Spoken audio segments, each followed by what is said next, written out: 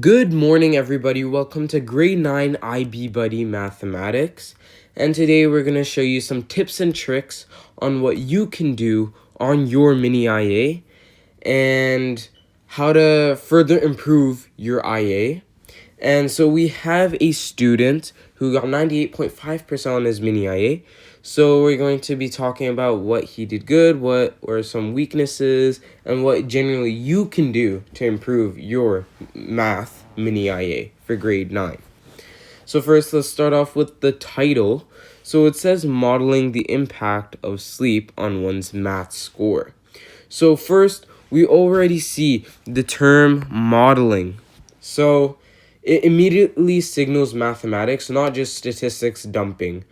And it also uses a question format, which shows investigation, not just description.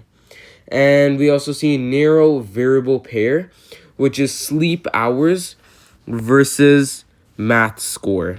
So you see a clear comparison. So for grade 9 and 10, always use terms like modeling, investigation, or exploring. And always use one independent variable and one dependent variable, no more. You want to see a clear comparison between the two. So a bad title for this would be like sleep and grades. A good title would be something like this, or like modeling the relationship between sleep duration and math test performance.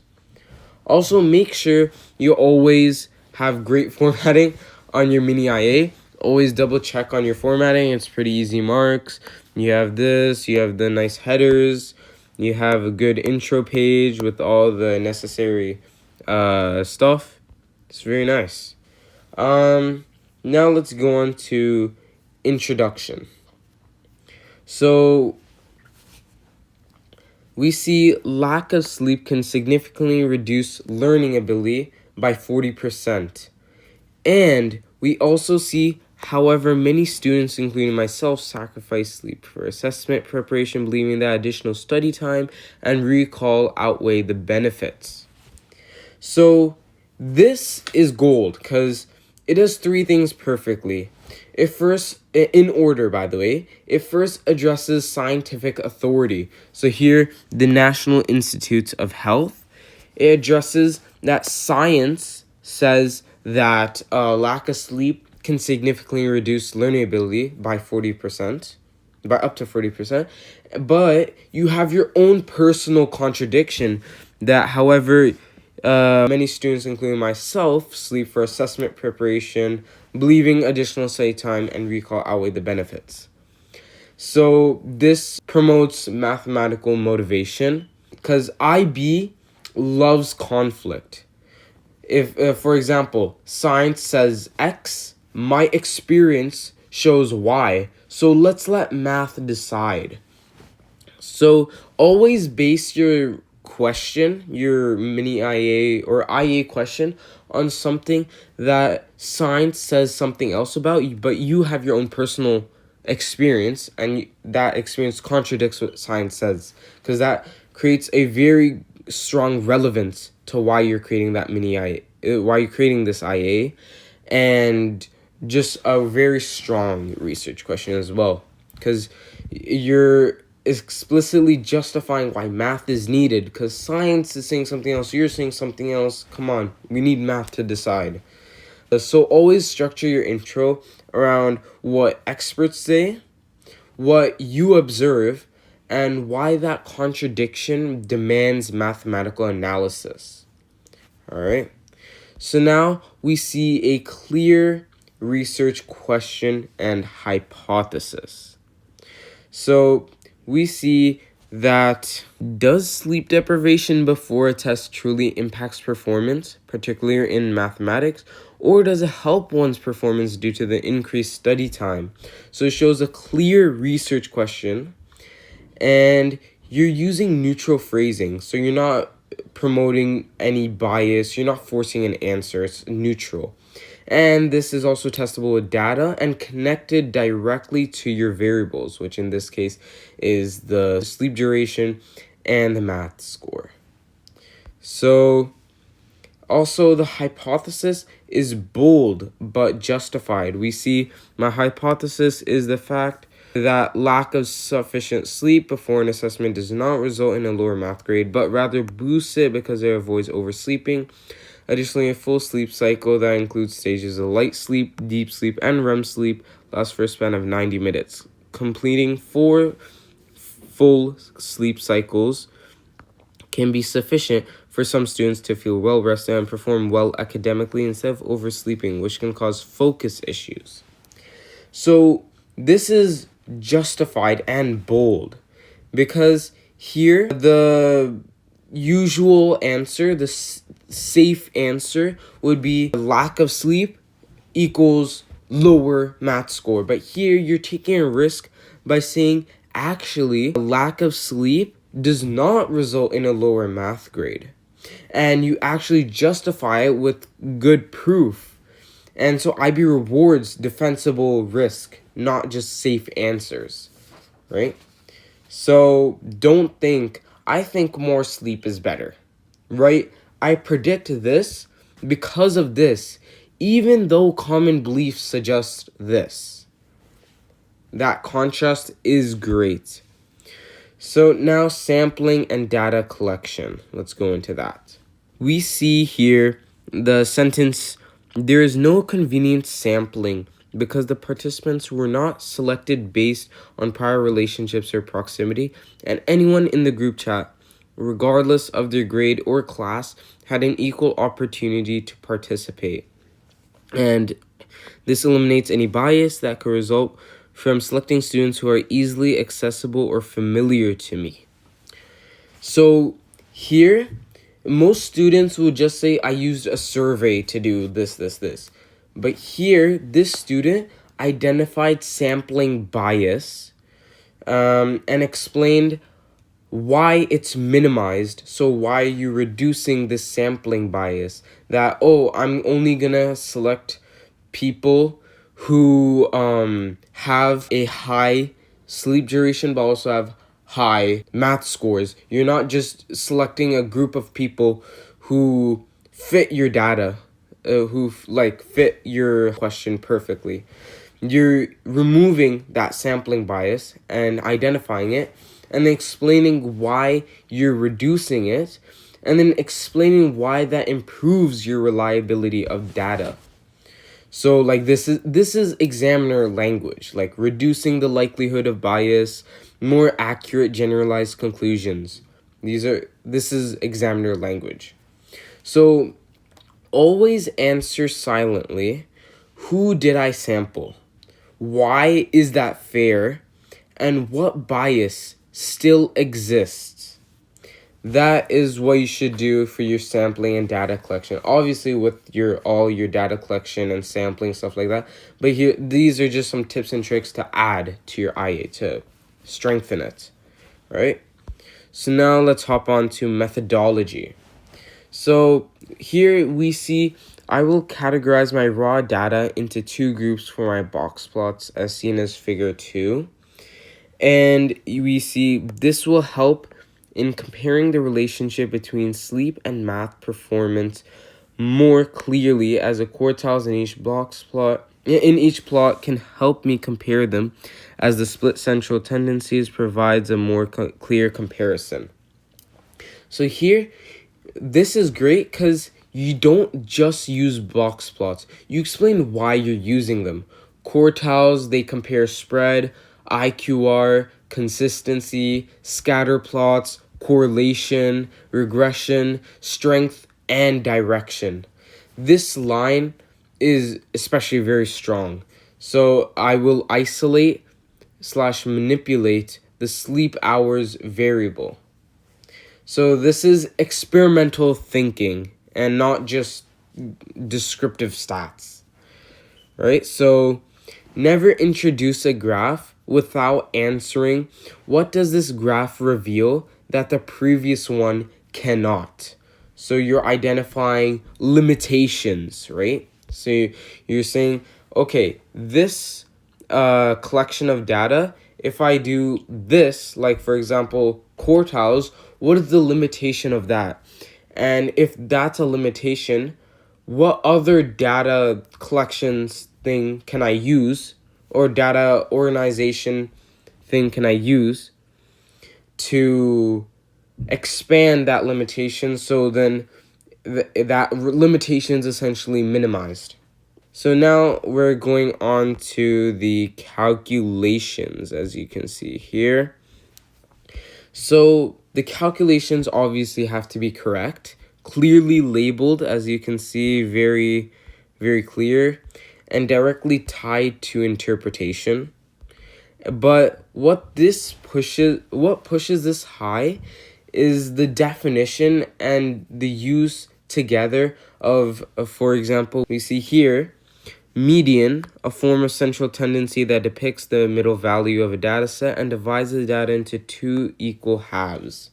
So IB likes when you show you understand the math, not just compute it, right? So a takeaway is define once, right? So median, what is median? Mean, what is mean? So define what you're using once, then use it immediately after that, and just never dump for your calculations, never dump formulas without interpretation. Why you're using this, why are you doing this, why are you using median, what is the median, etc. Right? So now we're gonna go on to outliers. Okay, so we see this outlier could potentially skew the data, as it could lean more towards one side. Skewness refers to asymmetry in data where the presence of outliers can cause a distribution to lean more toward one side, either positively or negatively.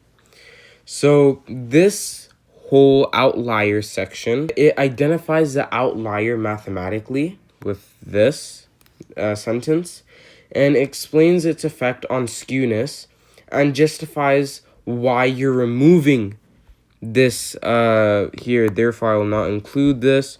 You're justifying why you need to remove this outlier, and you need to also, it's acknowledging uncontrolled variables, right? So you're not just deleting data casually, right? You defended the decision why you're doing this. So never just remove an outlier. Always explain what it does, why it's unreasonable, and what would happen if it's kept. So always don't just forge your data and be like, oh, there's an outlier, let me just remove that. Put it on your IA. It will be great to add in and strengthen your IA. So now let's go into the box plot analysis. So we see the sentence, a small IQR of 8.6 indicates that the middle 50% of students scored very similar scores, implying that most of the middle 50% of people who slept less achieved very high scores. So this is great because you connected the IQR with consistency and to performance. So you compared groups and not just isolated statistics. And it's repeatedly connecting value to meaning and to its implication.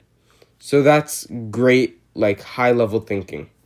So essentially don't say, like, for example here, a really bad takeaway would be the IQR is small. Say the small IQR indicates consistency, meaning, etc. Right? Alright, so we're going into comparisons. We also see the sentence in the box plot comparison. Furthermore, the lowest performer in the lowest 25% of the group with less sleep scored 80%, the same as the highest performer in the bottom 25% of the group with more than 6 hours, who scored 80%. So here, that's comparative reasoning, not just number listing. And IB examiners love in contrast, this indicates, this suggests, and this IA uses those correctly. And then we see scatter plots and regression. And so here we see a lot of scatter plots and regression models, all this. And so it explains slope, and it explains what r is, explains r squared, why linear isn't perfect, and it's testing a polynomial model as well. So essentially, if you want high marks on this section, you need to acknowledge model limitations. So what this does, what are the limitations of a regression model compared to a scatter plot? Try an alternative and compare goodness of fit. All right. So now let's go into extrapolation and interpolation. So this is very strong for extrapolation. 101% is an unfeasible percentage because of the maximum limit of the grading system. The extrapolation exceeding the limit indicates that the linear regression model is not valid beyond a certain point of sleep deprivation. So this is very strong because you didn't just compute numbers, right? You actually critiqued the model. So you're saying the math says this, but reality limits it, because always math doesn't relate to reality. So if you can find a way that to critique the model or critique the data collection model, like scatter plots or regression model, stuff like that. Here, this student critiqued the model, and so it's saying like math says this, but reality limits it. So you're critiquing the model and limiting it to reality. You're saying reality actually says this. So that is also a great way to strengthen your mini IA.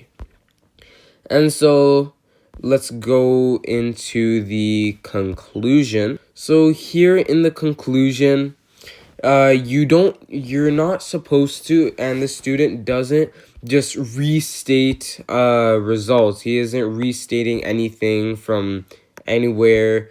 Nothing's being restated. And he's linked it back to biology. He's addressed misconceptions. He's proposed future exploration, and he reflected it personally. And that's exactly what the rubric wants. So the question is there anything else to improve this IA? There's always going to be something to improve in your IA, but it should only be something like polished level improvements, nothing structural. So a few places sound slightly controversial, like here we see she loves talking about it. She even sometimes forces me to sleep early before an assessment. So this is sounding sort of conversational. So for your IAs, you should keep it personal, but slightly more academic phrasing. Also, there's like a small correction with the correlation coefficient explanation. So this student slightly confuses r versus r squared ranges. It's not fatal, but tightening the wording a little bit would make it a little better. So yeah, for your IAs, always don't confuse certain variables. Don't confuse things with other things, and always tighten wording. Make sure that you never have something where it's sort of like a maybe, right? So you don't want something to be like sound you're unsure about. You don't want to sound unsure, right? So that's also another thing.